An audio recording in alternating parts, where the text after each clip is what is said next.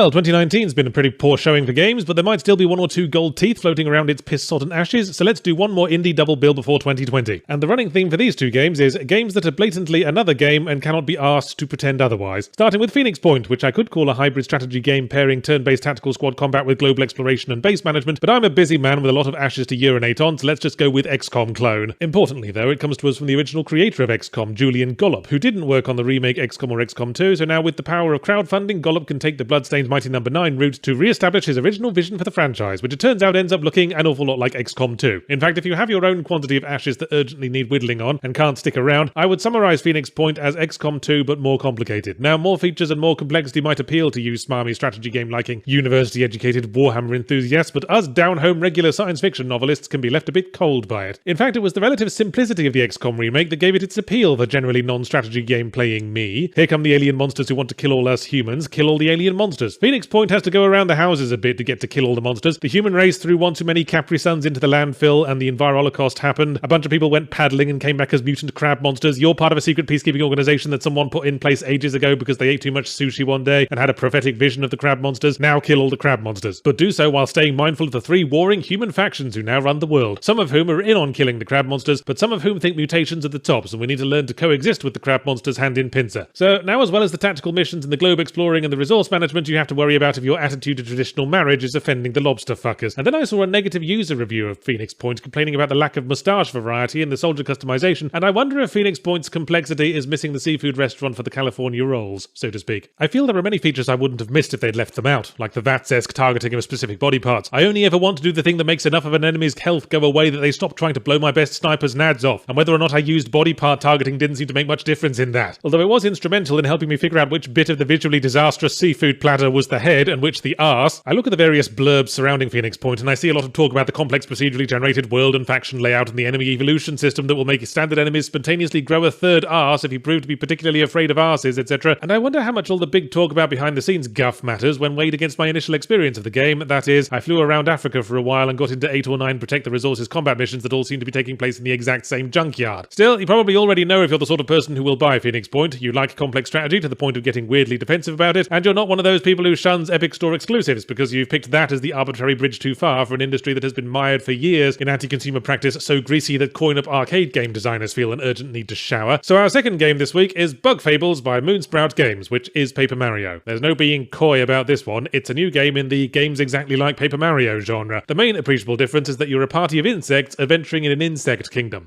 So would you say it's Paper Mario crossed with Hollow Knight, Yahtzee? No, I'd say it's Paper Mario crossed with Paper Mario. Same mix of puzzle platforming and turn-based combat where you press timed buttons to do the combat slightly more so. Same cartoony world, same menus, same badge system, same cooking system. It even does that thing where the characters spin on their axes to turn around like they're paper cutouts, even though they're not supposed to be two-dimensional in this context, unless they all recently escaped from a mad entomologist's book of pressings. But I'm sure pointing out that Bug Fables is Paper Mario would prompt the developer to say, yes, we know, that was the idea. The last official Paper Marios were a pair of dehydrated shitballs rolling out of Nintendo's loose, uninterested anus, so we made a game just like one of the early good Paper Marios to slide craftily into the niche left behind like a sneaky finger up the nostril of secret treasures. Which is fair enough, but an indie game attempting to evoke Nintendo at its prime had better be pretty fucking confident in itself. Paper Mario 2 might look simplistic, but there are boatloads of little skillful touches you would only notice if they weren't there, and I certainly noticed them in Bug Fables. A lot of the peas and carrots of the ground level gameplay show some iffy design. Some of the combat minigames are a bit wonky. Press left and right to build up your power bar, so I rubbed that analog stick back and forth like a winning scratch card with an engorged clitoris, and somehow it still doesn't take. And then there's puzzle solving. One of your characters can turn water drops into ice blocks, but can only do it in the very brief moment before the water drop hits the ground, so it's like playing fucking whack-a-mole. And then one of your other characters can hit the ice block around, but if you're trying to get it into a specific spot, it's like playing golf with a bent snow shovel and a box ottoman. But what makes Bug Fables fail to hit that engagement button is that it's just not that visually appealing. Here's a good time to bring up Hollow Knight again, because Hollow Knight somehow managed to give its characters a sense of emotion and visual personality, despite them all being insects with black empty eyes instead of relatable human expressions, and harsh chitinous bodies instead of hilarious slogan t-shirts. I think Hollow Knight managed it with animation, because Bug Fables doesn't have very much. That's another subtle thing Paper Mario was full of. Little organic movements. Even when standing still, Mario's feet would pulsate like they were about to give birth to a brood of spiderlings. Bug Fables characters are generally static paper cutouts, and the onus is on us to determine which bit of their simplified insectile face is the mouth and whether or not it's giving us a friendly smile. Is it fair to diss Bug Fables for not being exactly like Paper Mario? Yes, because that's literally what it was setting out to do, but it is better than the fucking void that is the actual Paper Mario franchise these days, so if someone says to you, sorry you can't fuck pigs anymore, try this pencil case full of bacon, It's up to you if you're going to get offended or start looking into the best ways to launder grease out of your underpants.